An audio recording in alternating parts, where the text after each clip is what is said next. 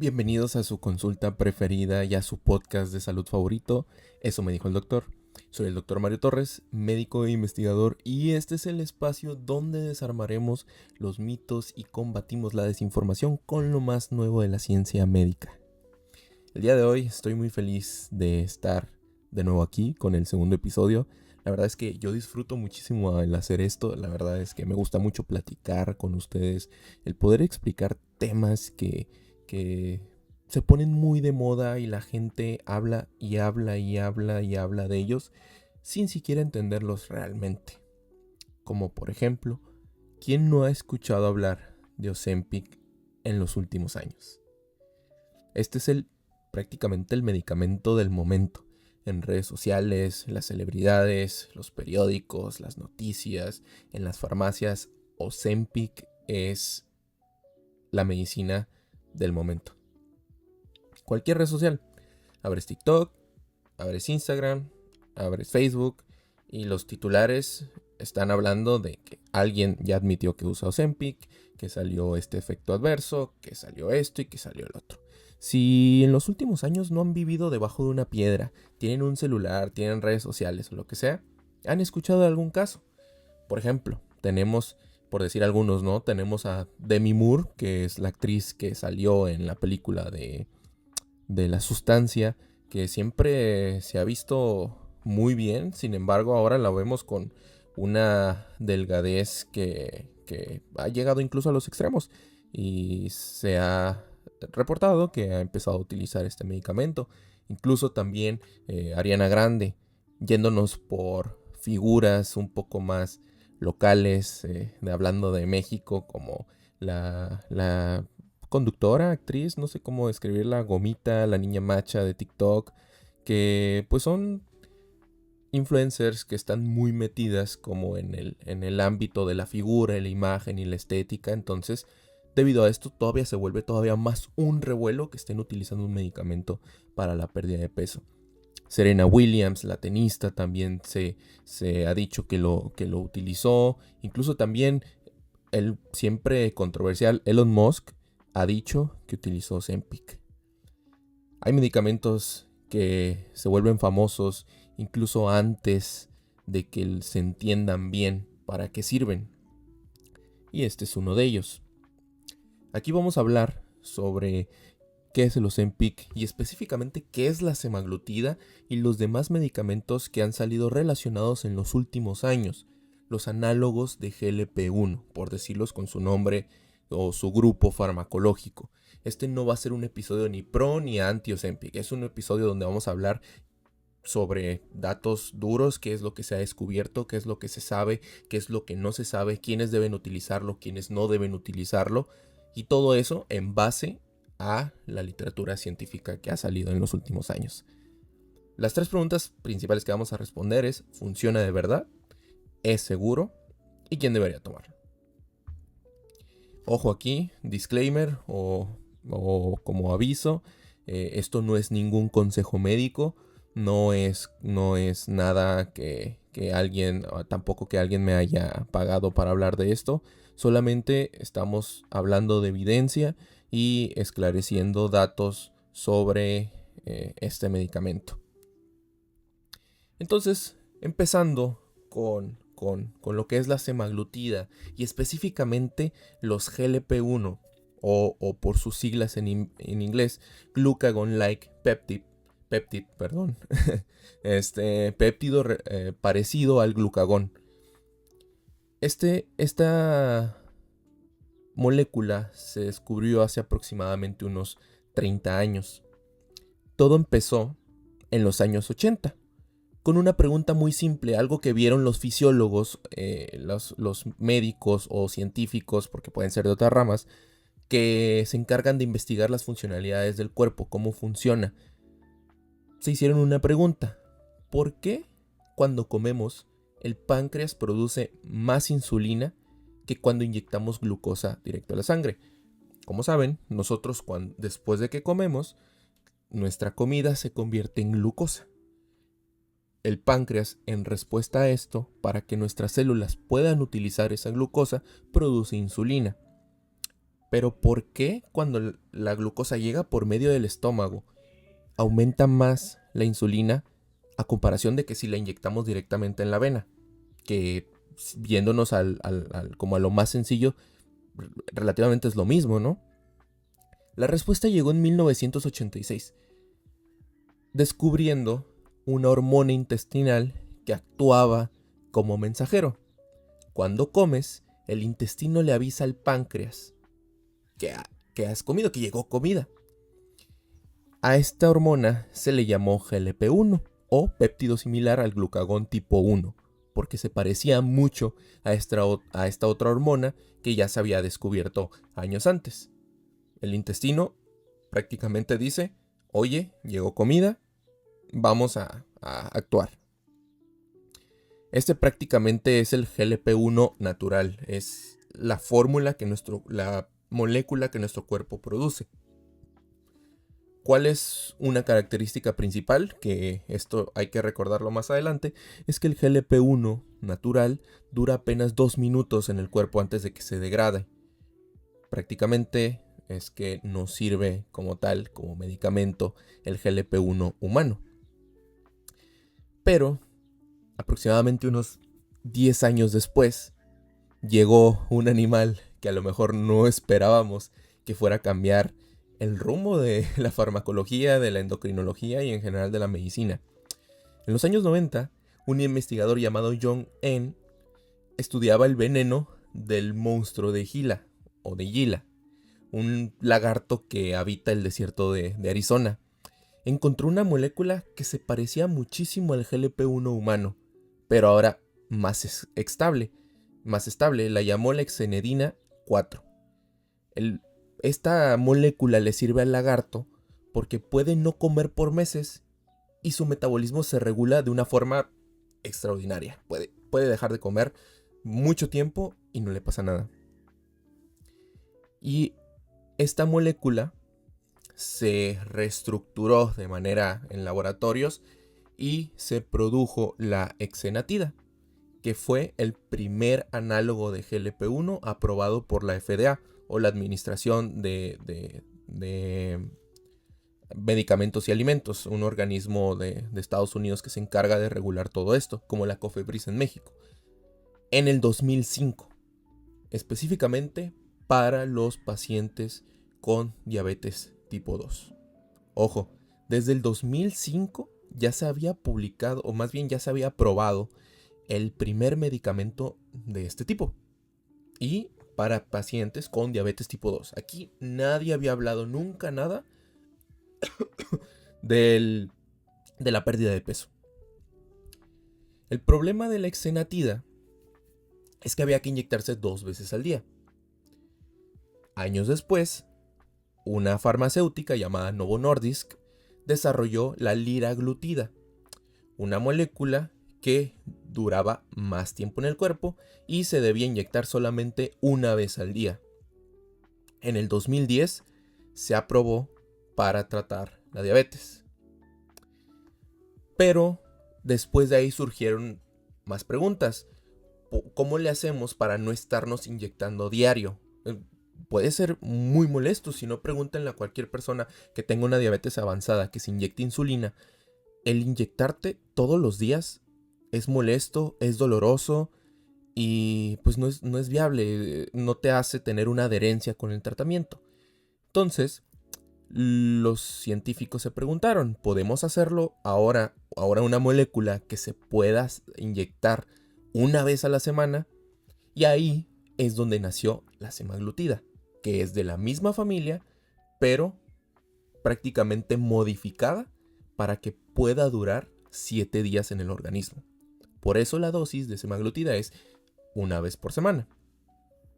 Entonces tenemos algunas aprobaciones como de la FDA históricas y que prácticamente son nuestros medicamentos de los cuales vamos a hablar el día de hoy y que hay que aclarar que son diferentes y son para diferentes cosas. Que en el 2017 se aprobó Ozempic para pacientes con diabetes tipo 2, con una formulación que se inyecta una vez a la semana. En el 2019 se aprobó Rybelsus, que Rybelsus fue la primera pastilla oral de un análogo de GLP-1. Esto para pacientes con diabetes. En el 2021 se aprobó Wegovy, que es lo mismo, es semaglutida también, pero esta dosificación fue aprobada para obesidad y sobrepeso con comorbilidades. Ahorita vamos a hablar un poco más de ello. La dosis es un poco más alta, puede subir de 1 miligramo incluso hasta 2.4 miligramos. En el 2024, la FDA aprobó el Ozempic para reducir el riesgo cardiovascular en personas con obesidad sin diabetes. Que un ensayo o un estudio muy grande que se realizó en aquellos años fue el estudio SELECT, que demostró los efectos de protección cardiovasculares en 17,000 pacientes durante 4 años. Desde el 2014 no se aprobaba ningún medicamento nuevo para la obesidad. Se habían aprobado medicamentos como ciertos estimulantes, algunos. Antes se utilizaban medicamentos como algunos de la familia de las anfetaminas que ayudaban a regular como el apetito, sin embargo tenían muchos efectos secundarios, dolor de cabeza, taquicardias, palpitaciones, etcétera, etcétera. Y Wegovy fue el primer medicamento que se aprobó después de 10 años para el tratamiento de la obesidad y el sobrepeso. Entonces, como les repito, los 3 nombres son 3 medicamentos diferentes. Es el mismo fármaco, es la misma sustancia, que es semaglutida, pero son diferentes presentaciones y se utilizan para diferentes cosas. Ozempic, Wegovy y Rybelsus. Más adelante vamos a hablar de Mounjaro. Pero prácticamente estos 3 son la misma molécula. La diferencia está en la dosis, la forma de administración y para qué se aprobó cada una. Y bueno, hablando un poco más de un contexto científico, biológico, cómo funciona el GLP-1 en el cuerpo. Cuando nosotros comemos, recordando un poco lo que hablé hace ratito, el intestino va a liberar GLP-1. Esta hormona va a hacer varias cosas al mismo tiempo. Prácticamente, número 1, le dice al páncreas: hay glucosa, produce insulina. Pero solo cuando hay glucosa en la sangre, o sea, cuando tú acabas de comer, no todo el tiempo. Así que solamente se libera cuando comes. No nomás le habla al páncreas, sino también le dice al estómago: frénate un poquito, acabas de comer, déjame absorber lo que estás pasando, vacíate más lento, no me pases todo de golpe. Entonces, gracias al GLP-1, el vaciado gástrico se lentifica y te sientes lleno un poco más de tiempo. Además, no nomás actúa en el estómago, sino también viaja hacia el cerebro y le dice: ya comiste suficiente. Así que el GLP-1 actúa a nivel central regulando hormonas que termina provocando una reducción del hambre y de los antojos. Eso es de manera natural, de manera el GLP-1 que nosotros producimos. Pero ¿cuál es la diferencia con la semaglutida? La semaglutida prácticamente presiona los mismos botones. El botón que activa GLP-1 en el cerebro, en el estómago y en el páncreas, semaglutida prácticamente hace lo mismo, es su misma función. Nada más que lo deja presionado durante más tiempo, 7 días versus los 2 minutos del GLP-1 natural. ¿Y cómo lo logra? Prácticamente esta molécula tiene 2 modificaciones. Una que se hace que se pegue a una proteína de la sangre, que es la albúmina. La albúmina es como, imaginemos la sangre o nuestras arterias y venas y toda nuestra circulación como una red de carreteras de un país entero o de un continente. A lo largo de esas carreteras, todos los días se mueven camiones cargados de productos, cargados de muchas cosas. Uno de esos camiones principales es la albúmina. Y si la semaglutida se une a la albúmina, puede permanecer más tiempo y puede llegar a muchas partes del cuerpo. Además, esto la protege. Hay una enzima llamada DPP4. La DPP4 se encarga de degradar el GLP-1. Porque dice: oye, vamos a regular el hambre, vamos a regular la glucosa en sangre, vamos a producir insulina, Pero ya actuaste, ok, te doy cuello, te elimino. Si la semaglutida se une a la albúmina, se esconde del DPP. Entonces eso hace que dure más. Básicamente lo que hicieron es tomar una señal que dura un parpadeo, casi nada, y la convirtieron en una señal que dura una semana. O sea, es bastante tiempo. Y eso lo hace que sea más fácil de administrar. Pero aquí está el efecto más interesante. El efecto que hace que tenga estas reducciones del peso. Lo que pasa no es que el GLP-1, la semaglutida, hacen que el hambre desaparezca y ya no comas y hace que quemes grasa, sino más bien hay estudios que han mostrado que el cerebro responde menos a las señales de recompensa de comida. Hay menos antojo, menos atracción hacia los alimentos muy calóricos y por consecuencia hay menos atracones. Un estudio midió la ingesta calórica en el día después de una dosis. Prácticamente bajó más del 24% sin que los participantes se lo propusieran conscientemente. Después de tomar el medicamento, comieron menos, prácticamente. O sea, el medicamento no te quita las ganas de comer, sino más bien le baja esa intensidad de querer seguir comiendo. Que esta es una de las principales alteraciones a nivel central en las personas que padecen de obesidad y sobrepeso. Tienen ciertas regulaciones hormonales a nivel del cerebro que hacen que el apetito no se regule correctamente. Por eso no es que quieras atracarte y quieras comer un chorro porque así eres. No, o sea, en realidad la obesidad es un proceso más complejo que termina teniendo afectaciones a nivel central y donde tú terminas comiendo más porque tu cuerpo no sabe cuándo detenerse. Tu cuerpo terminó no sabiendo cómo regular ese apetito. Y a pesar de que ya comiste, sigues sintiendo hambre. Y aquí es donde entra la semaglutida. Prácticamente no es una pastilla mágica, no es una inyección mágica que te va a dar ganas y te va a dar fuerza de voluntad, sino más bien te da ese empujoncito para ese sistema hormonal que está alterado. Y bueno, aquí ya hablamos un poco del contexto, ya hablamos cómo surgió, ya hablamos cómo actúa. Ahora vamos a hablar de datos duros, ¿no? De la evidencia. Ya llegó nuestra parte favorita. ¿Funciona de verdad la semaglutida o solamente es que una inyección mágica es la cura de la obesidad? Vamos a hablar de lo que se ha descubierto en los últimos años y al final vamos a tratar de darle alguna interpretación. Nosotros vamos a hablar de algo que se llaman ensayos clínicos controlados, aleatorizados. Estos ensayos son prácticamente estudios donde hay grupos que toman el medicamento y grupos que tienen el placebo o medicamento falso, que a lo mejor es una pastilla de azúcar, es agua o solución salina o lo que sea.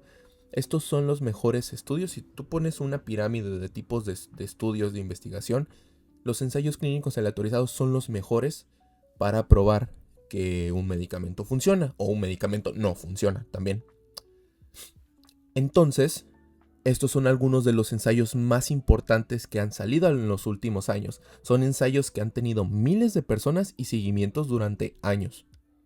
Tenemos 3 familias de estudios importantes. El SUSTAIN, que prácticamente estos ensayos se encargaron de investigar en pacientes con diabetes y la semaglutida de manera inyectable. El PIONEER o Pionero, que también fue en personas con diabetes, pero con semaglutida de forma oral, y los estudios STEP, que esos van a cobrar mucha relevancia, porque estos se encargaron de investigar cómo funcionaba la semaglutida en pacientes con obesidad, pero sin diabetes. Y bueno, aquí les presento algunos de estos datos. En el ensayo STEP 1, donde se evaluaron casi 2,000 personas sin diabetes y se les siguió por aproximadamente 68 semanas. O sea, prácticamente los vieron durante creo que es poquito más de un año. Quienes tomaron semaglutida perdieron en promedio 15% de su peso. Imagínate, tú pesas 100 kilos y gracias a que tomaste este medicamento y seguiste ciertas indicaciones adicionales, perdiste 15 kilos en poquito más de un año. Para los que en realidad han intentado o que han intentado varias veces el perder peso y han lidiado con este problema durante toda su vida, saben que el perder 15 kilos es muchísimo. O sea, es un trabajo que te va a tomar 2, 3, 4 años. Aquí lo hicieron en un año. A lo mejor normalizamos el perder peso porque vemos las redes sociales y vemos que los actores lo hacen y todo eso. Pero para una persona real, perder 15 kilos es muchísimo. Es un trabajo arduo y un trabajo difícil que te cuesta dinero, que te cuesta el hacer ejercicio, voluntad, el organizar tus comidas o tratar de comer lo mejor posible, evitarte algunas cosas, etcétera, etcétera. Es pesado. Y el que hayan visto esta reducción del peso es como, wow. Quienes tomaron el placebo en este estudio, ese grupo de pacientes, perdieron aproximadamente 2.4% de su peso. O sea, que mientras unas personas, imaginemos que pesaban 100 kilos, perdieron 15 kilos, las otras personas perdieron 2 kilos y medio. 15 kilos versus 2 kilos y medio. La diferencia es abismal. Y para hablar un poquito más como de evidencia todavía más concreta, existe un metaanálisis que se publicó en el 2024 donde se evaluaron 9 estudios que prácticamente terminaron evaluando como 22,000 personas, o sea, juntaron varios estudios.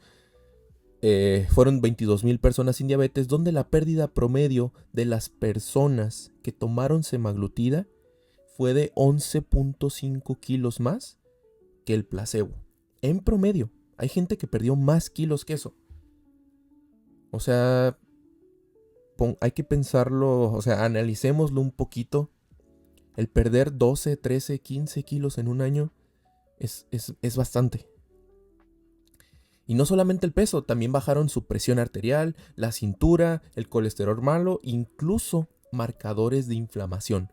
Que uno de los problemas principales que causa la obesidad es que es un estado crónico, un estado inflamatorio crónico. Y eso termina provocando ciertas complicaciones como la diabetes, como los infartos, como los eventos vasculares cerebrales, como algunos tipos de cánceres, etcétera, etcétera, etcétera. Y bueno, la semaglutida funciona igual para todos. En realidad, los efectos son variables, no todo el mundo responde igual. El análisis de datos, los estudios que han salido sugieren que la edad, los niveles de glucosa basales, o sea, los niveles de azúcar que manejan, y si tienen o no diabetes, afectan cuánto peso se va a perder. Existe un estudio, el STEP 3, donde además de semaglutida, se adicionó terapia conductual, o sea, para que vean que esto necesita un tratamiento integral. Se adicionó terapia conductual y dieta hipocalórica. El efecto fue mayor. Los pacientes que tomaron semaglutida perdieron 16% más que los que estuvieron en el grupo de placebo. Entonces, no solamente estamos viendo que la semaglutida puede ayudar más que el placebo para la pérdida de peso, sino también que funciona mejor cuando le adicionamos todas estas herramientas, como la terapia, como la dieta, incluso la actividad física. Después se descubrió un beneficio que la verdad nadie esperaba o nadie estaba buscando: el corazón. En el ensayo SELECT, 17,600 personas con obesidad pero sin diabetes se siguieron durante 4 años. En estas personas se mostró una reducción de infartos, de muertes cardiovasculares y de eventos vasculares cerebrales, o los que les conocemos como embolias. Esto prácticamente es algo que fue sorprendente. Los médicos esperaban beneficio en diabéticos, en personas con diabetes, pero encontrarlo en pacientes sin diabetes cambió todo el panorama. En marzo del 2024, la FDA aprobó esta nueva indicación: semaglutida para reducir el riesgo cardiovascular en personas con obesidad sin diabetes.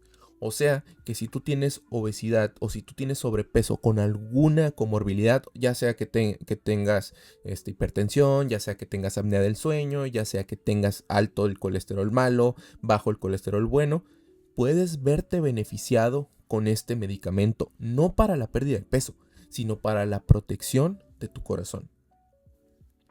En el 2023, este es otro estudio interesante, el estudio STEP-HFpEF, que es prácticamente un estudio donde se evaluó este medicamento en personas con falla cardíaca de eyección preservada, que es prácticamente, es una falla cardíaca es cuando las personas, su corazón ya no funciona como debería y empieza a bombear menos sangre de lo que debería, porque se está cansando. Y la falla cardíaca de eyección preservada sigue bombeando sangre, pero el corazón es el paso antes de que se canse. En este estudio se demostró mejoras en la calidad de vida en los pacientes con insuficiencia cardíaca y obesidad. O sea que no solamente le sirve a las personas sin diabetes, a las personas con diabetes, sino aparte va a mejorar la sintomatología en las personas con falla cardíaca. Esto es, la verdad, es buenísimo porque las personas con falla cardíaca tienen problemas para dormir porque sienten que se ahogan, se les empiezan a hinchar las piernas, ya no pueden caminar tanto porque se cansan. Entonces, pues estamos teniendo muchos efectos, pues la verdad, sorprendentes, ¿no? Pero hay un dato que pues puede prestarse para mucho amarillismo, pero lo vamos a explicar mejor. En el Step 4, quienes dejaron de tomar semaglutida después de una pérdida exitosa de peso, recuperaron aproximadamente el 70% del peso perdido en un año. O sea, casi todo el peso que perdieron lo recuperaron después de tomar semaglutida. Y esto no significa que sea un fracaso del medicamento, sino es prácticamente lo que se espera cuando tratas una enfermedad. ¿Qué pasa cuando tienes hipertensión y dejas de tomar tu medicamento? Obviamente la presión vuelve a subir, ¿no? La obesidad funciona similar. El cuerpo tiende a tener una memoria y quiere recuperar el peso que tenía antes. La obesidad es un estado adaptativo. Es un estado donde el cuerpo se adapta al estilo de vida sedentario y al alto consumo de calorías. Entonces, si tú bajas de peso drásticamente, el cuerpo quiere volver. Dice, ¿por qué me haces esto? Yo tengo que volver ahí para poderme adaptar y sobrevivir al estado que estaba antes. Entonces aquí tenemos un dato clave. La semaglutida es un tratamiento que debe seguirse a largo plazo, no solamente un curso de 6 meses, un año, porque aquí entra el mal uso, ¿no? Que personas que se automediquen o personas que se lo den o que sean recetados por personas que no están cualificadas para ello, pueden tener el efecto rebote o pueden incluso llegar a tener efectos secundarios, que también vamos a hablar de eso en un momento. Pero así como cuando haces ejercicio y dieta y sigues un plan adaptado para ti, terminas bajando peso en 2, 3 años, ¿qué pasa si lo dejas? Vuelves al peso que tenías antes. Así lo mismo con esto. No es que no sirva, sino más bien es un tratamiento a largo plazo de la obesidad. Existe una siguiente generación de medicamentos que es la conocida como la terzapatida. La terzapatida, o también conocida como Mounjaro o Zepbound por sus nombres comerciales, ya es un medicamento que ya fue aprobado por la FDA y este actúa en 2 receptores a la vez, GLP-1 y GIP. El GIP es como el primo más chiquito del GLP-1, que no está tan fuerte, que va al gimnasio, no levanta tanto, levanta menos que el GLP-1, ¿no? Pero termina haciendo lo mismo, o las funciones similares. Entonces terzapatida, además de presionar el botón de GLP-1, aprieta el de GIP. ¿En qué se traduce eso? Más pérdida de peso. Por ejemplo, en un metaanálisis del 2025, en comparaciones entre tirzapatida y semaglutida, se encontró que la terzapatida produjo una pérdida de peso de 4.8 kilos más que los pacientes que tomaban semaglutida. O sea que si tú pierdes 10 kilos con semaglutida, con terzapatida, aproximadamente vas a perder 15. Entonces, pues, suena prometedor, ¿no? En un ensayo propio de pura terzapatida versus placebo, se encontró que los pacientes que tomaban terzapatida tuvieron hasta 20.9% de pérdida de peso. O sea, imagínense, si ustedes pesan 100 kilos, con terzapatida hubieran perdido en un año aproximadamente 21 kilos. Eso es bastante. Son los números más altos vistos hasta ahora con cualquier medicamento para la pérdida de peso. Los efectos adversos de tirzapatida son similares a los de semaglutida. Un perfil gastrointestinal parecido, como náuseas, incluso llegar al vómito, molestia gastrointestinal. Y son un poquito más frecuentes a dosis altas.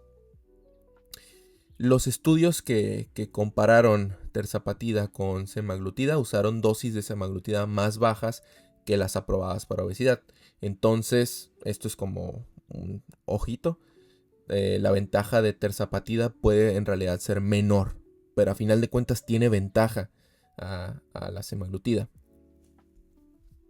Y bueno, entonces parece que ya hablamos de muchas cosas muy buenas, ¿no? De estos medicamentos, ya hablamos de para qué pueden funcionar, cuáles son las poblaciones a los que le ha servido, la evidencia que ha salido al respecto. En realidad hay muchos ensayos más, pero pues si nos ponemos a hablar de todos, pues vamos a tardar mucho aquí. Pero yo creo que los más importantes los tocamos aquí. Si ustedes quieren buscarlos, busquen los Trials STEP, el Trial Select, los Pioneer. Son ensayos, la verdad, que muy buenos y con resultados muy impresionantes. Se han evaluado en poblaciones asiáticas, en poblaciones con diabetes, sin diabetes, etcétera, etcétera. Hay muchos estudios que han salido en los últimos años. Y bueno, ya hablamos de muchas cosas, pero ahora, ¿qué es lo malo, no? ¿Qué puede salir mal? ¿Qué tan seguro es utilizar este medicamento? Los efectos adversos más comunes son los gastrointestinales, como comenté hace poquito, ¿no? Náuseas, vómito, diarrea, estreñimiento son los efectos más frecuentes y los que van a llevar a mucha gente a dejar el medicamento. En los ensayos clínicos, alrededor de 1 de cada 5 personas tuvo náuseas con las dosis de diabetes, o sea que son un poco más bajas. Casi 1 de cada 2 tuvieron náuseas con la dosis de obesidad. Entonces esto puede ser una gran limitación, ¿no? La escala gradual de la dosis, si ustedes han visto en algún punto en internet o videos, TikTok, lo que sea, la escala de la dosis es gradual. Empiezan con 0.25 miligramos y a lo largo de meses se va subiendo. No se empieza de golpe con la dosis de pérdida de peso. Esto también es algo que puede pasar y puede salir mal si ustedes se automedican. Para eso se hace así. Para eso se va en vigilancia con un profesional. Esta escala de dosis existe exactamente para que el cuerpo se adapte y no tengas estos efectos tan pronunciados. Las náuseas a veces terminan siendo como el precio de entrada para muchos y muchos lo pagan y así siguen. Y otros pues no lo aguantan y está bien, tampoco tienes que aguantarlo a la fuerza. Los efectos gastrointestinales suelen aparecer al inicio del tratamiento y con el tiempo van disminuyendo, no son permanentes. Hay otros efectos adversos que se han reportado, que se deberían de vigilar, por eso, repito, se tiene que llevar con un seguimiento profesional. No es algo para alarmarse que veamos estos datos, pero igual los tenemos que conocer. Se ha reportado riesgo de cálculos biliares, o sea, en la vesícula biliar, especialmente cuando se pierde mucho peso muy rápido. No solamente es exclusivo de la semaglutida, sino en realidad con cualquier proceso de pérdida de peso se ha visto mayor riesgo de cálculos en la vesícula biliar. La retinopatía diabética también. En diabéticos con retinopatía previa, bajar el azúcar muy rápido puede empeorarla temporalmente. Pero pues esto se puede ir monitorizando. O sea, no es como tal que sea el medicamento. En realidad eso puede pasar con otros medicamentos que bajen el azúcar en sangre. Y la frecuencia cardíaca ligeramente se puede ver aumentada, de 2 a 4 latidos por minuto se ha reportado en algunos pacientes. Sin embargo, esto no ha tenido ninguna consecuencia clínica o alguna molestia. Pero hay uno que es el miedo más mediático, ¿no? Lo más sonado, la pancreatitis. Ha habido casos reportados, pero los ensayos controlados han mostrado incidencias similares al del grupo placebo. O sea, no ha habido mucha diferencia entre los que toman semaglutida y los que no la toman. En el estudio SELECT, que les comentaba que fueron más de 17,000 pacientes, hubo pancreatitis en 0.2% de los pacientes que tomaron semaglutida y 0.3% en los que tomaron placebo. Entonces, pues, ¿en realidad será la semaglutida? ¿Quién sabe? Pero vemos que incluso los que tomaron placebo tuvieron más. Quienes tienen historial de pancreatitis o cálculos biliares deben de discutirlo con su médico antes de tomar este medicamento. Así que si ustedes han tenido alguna piedra en la vesícula o han tenido pancreatitis en algún momento y quieren tomar estos medicamentos para la pérdida de peso o para su diabetes, háganselo saber a su tratante. Hay un dato que también sonó mucho, que hizo mucho ruido, que es la tiroides, específicamente tumores en la tiroides. Esto se puede explicar debido a que hubieron estudios donde con dosis muy altas aparecieron tumores en tiroides de las ratas. Número 1, fue en animales. Número 2, fueron dosis muy altas. En humanos, después de millones de dosis, no se ha visto ninguna asociación similar. Debido a esto, así funciona la industria farmacéutica y las regulaciones sanitarias. Si tú tienes un efecto adverso peligroso en animales, no te vas a arriesgar. No quieres poner en peligro a la gente. Por eso lo vas a poner en la etiqueta del medicamento. Tumores, advertencia, tumores de tiroides. Para eso hay que saber investigar. Se vio en ratas, hasta ahora no se ha visto en humanos. No significa que no pueda pasar, pero hasta el día de hoy no se ha visto. Entonces, esto de aquí surgió una contraindicación muy importante. Esto sí, en personas con antecedentes familiares o personales de carcinoma medular de tiroides o síndrome MEN2 o neoplasia endocrina múltiple, no deben usar semaglutida. Son pacientes que están muy predispuestos a desarrollar tumores de tiroides. Así que, para no arriesgarnos, estas personas no deben utilizar estos medicamentos. Entonces, ¿es para preocuparse? Depende de tus antecedentes. Para la mayoría, la respuesta es no. Pero para algunas personas específicas, sí deberían de preocuparse. O, por lo menos, tomarlo en cuenta a la hora de que lo vayan a consumir. Repito lo mismo. Para eso, deben de llevarlo bajo supervisión médica. Lo que puede llegar a confundir también, que se ha reportado, es la hipoglucemia severa en no diabéticos. Esto en realidad no se ha visto. La verdad no sé de dónde habrá salido, pero la hipoglucemia pues puede ser por muchas cosas. O sea, el mecanismo solo produce insulina. O sea, la semaglutida solamente produce aumento de insulina cuando hay glucosa alta. Si no hay glucosa alta, la semaglutida no va a funcionar. Hay efectos adversos serios, como infartos y no me acuerdo cuáles otros, pero no fueron estadísticamente más frecuentes que con el placebo. Puede que una persona en realidad estaba muy enferma y se infartó por lo que tenía en años previos al estudio, y coincidió que cuando entró al estudio se infartó a los 2 meses. Eso puede pasar. Eso pasa en los ensayos clínicos de vida real, y debido a esto, igual, de todas formas, se tiene que reportar. Nada más que hay muchas noticias muy amarillistas y muy que quieren vender o no sé. Y las muertes que se han reportado en los estudios se investigaron y no están atribuidas a los medicamentos. Así que no se crean todo lo que leen en internet. Incluso lo que estoy diciendo yo, no se lo crean todo. Siempre todo, búsquenlo de otra fuente. Algunas contraindicaciones que sí están claras es en el embarazo. El embarazo no se recomienda. Se debe suspender al menos 2 meses antes de intentar concebir, debido puede llegar a tener riesgo el feto. En la lactancia no se recomienda tampoco. Diabetes tipo 1 tampoco. Ni se deben combinar con otros GLP-1 ni con la terzapatida. ¿Por qué? Por el riesgo de que puedan desarrollar pancreatitis o algún otro efecto adverso. Y bueno, lo importante, ¿no? Así como straight to the point, vamos directo. ¿Quién debe tomarlo y quién no? Esto es lo que dice la FDA, las indicaciones que ya están aprobadas. Wegovy está aprobado para personas con un IMC arriba de 30 o un IMC arriba de 27 con al menos una condición relacionada al peso, ya sea diabetes, hipertensión, colesterol alto, apnea del sueño, etcétera, etcétera, etcétera. Ozempic está aprobado para adultos con diabetes tipo 2, además para reducir el riesgo cardiovascular. Si no tienes diabetes, no deberías de por qué estar utilizando Ozempic. Y desde el 2022 se ha aprobado para adolescentes de más de 12 años con obesidad severa. Esto basado en el ensayo STEP Teens.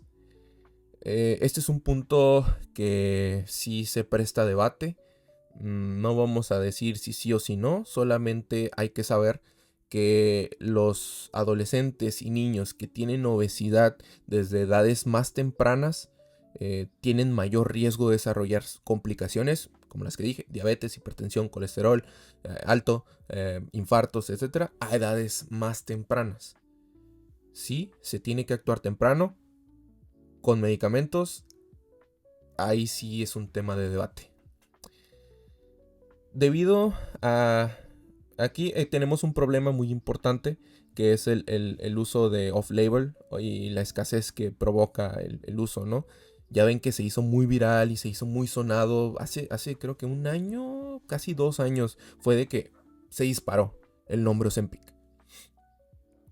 Entonces, debido a esto, el uso de Ozempic para bajar de peso en personas sin diabetes disparó la demanda global. Hubo mucha gente que empezó a querer utilizarlo y comprarlo sin receta médica en farmacias que no están reguladas, o incluso compraban como clones o falsificadas, ¿no? El resultado directo fue una escasez de Ozempic. Entonces, las personas que en realidad lo necesitaban, las personas con diabetes tipo 2, no podían conseguirlo tan fácilmente. Debido a esto, la FDA emitió alertas también sobre versiones compuestas, o sea que eran mezcla con otras cosas y falsificadas de semaglutida. O sea, ¿a quién no le ha salido un anuncio de Ozempic en TikTok Shop o en Temu o incluso, no sé, en Chain, Mercado Libre? Estos medicamentos solo se deben obtener con receta y en farmacias certificadas. Si alguien te dice que te lo vende sin receta, duda de eso. Puede que no sea un medicamento verídico y puede que las cosas no terminen bien. Puede que no te pase nada, pero ¿para qué arriesgarnos, no? Si algo te pasa, nadie se va a hacer responsable de ello. Entonces, cuando un medicamento para una enfermedad crónica se convierte en tendencia, se hace viral, algo en algún momento sale mal. Hay otro punto de debate o otro punto de conversación que espero que lo piensen y lo platiquen con ustedes, con su familia, con sus amigos, no sé, sus colegas. Es el acceso a estos medicamentos. Wegovy cuesta alrededor de $1,300 al mes sin seguro en Estados Unidos. En pesos mexicanos son aproximadamente 25-26 mil pesos. Y la mayoría de los seguros no lo cobren. Así que tienes que pagar. Creo que te viene en una pluma para 4 dosis, o sea, para 4 semanas. Entonces es desembolsar aproximadamente 25,000 pesos cada mes. ¿Quién tiene 25,000 pesos para gastar en un medicamento? Son contadas las personas. ¿Qué significa esto? Que en la práctica el medicamento más eficaz para la obesidad solamente es accesible para las personas que pueden pagarlo. Entonces esto es punto de debate porque las personas que tienen dinero son las que no van a tener obesidad. La obesidad se va a convertir en como en un equivalente a pocos recursos, a pobreza. Eso sí es como un punto de mucho debate y que nos tenemos que cuestionar bastante. Aquí está también una paradoja que la obesidad afecta desproporcionadamente a personas de menores ingresos. O sea, las personas que ganan menos dinero son las que más se ven afectadas por la obesidad. Por un sinfín de factores. Porque necesitan mucha parte del día para actividades como el trabajar, como el transportarse, no hay dinero suficiente para pagar un gimnasio. A lo mejor muchas personas lo dan por hecho que todo el mundo va a tener dinero para pagar una mensualidad de gimnasio, para pagar un nutriólogo, para poder, no sé, pagar más comida. Pero no todo el mundo lo tiene, no todo el mundo tiene ese acceso. Y son las personas que se ven más afectadas por la obesidad y el sobrepeso. Entonces, el tratamiento más efectivo llega primero a las personas que tienen más recursos. Aquí es, como les digo, un punto muy debatible. Este medicamento también ha cambiado la conversación sobre la obesidad. Durante décadas se culpó a las personas con obesidad de no tener disciplina o no tener fuerza de voluntad.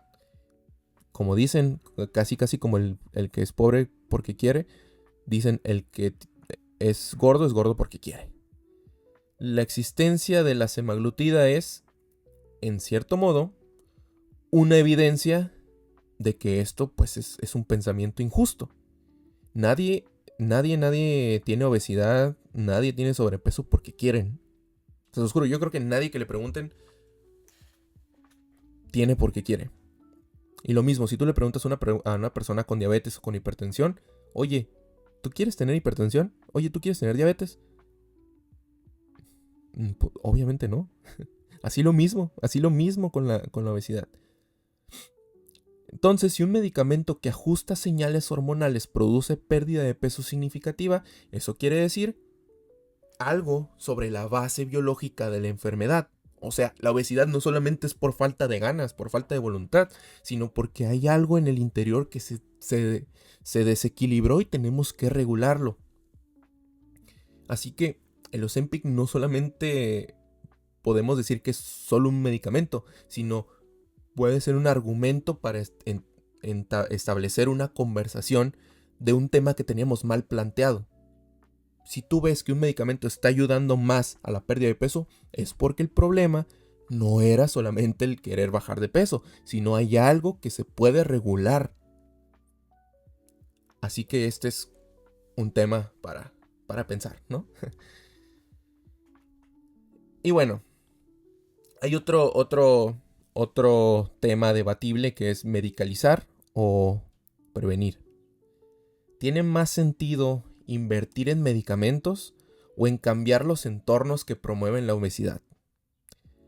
Si alguien está teniendo sobrepeso o obesidad, ¿deberíamos medicarlo desde el principio? ¿O deberíamos cambiar el entorno que lo rodea, que lo llevó a tener esa condición? Acceso a alimentación más balanceada, alimentación un poco más saludable, el urbanismo, el cómo están diseñadas las ciudades, el promover más el caminar, el movimiento, lugares de recreación, el estrés, regular las condiciones de trabajo. Mucha gente no duerme bien, pasa muchas horas en el trabajo. Son un sinfín de factores que terminan provocando esta condición. Entonces, ¿qué debemos tratar? ¿A nivel individual solamente con medicamentos? ¿O su área, su entorno, donde se desenvuelve? Porque, hablando de manera así objetiva, el irse por el medicamento es la salida fácil. Es la forma más rápida. Pero el problema de base siempre va a estar ahí. Como les digo, no es como tal una dicotomía, no es A o B, no es blanco y negro, sino pueden existir las dos cosas a la vez.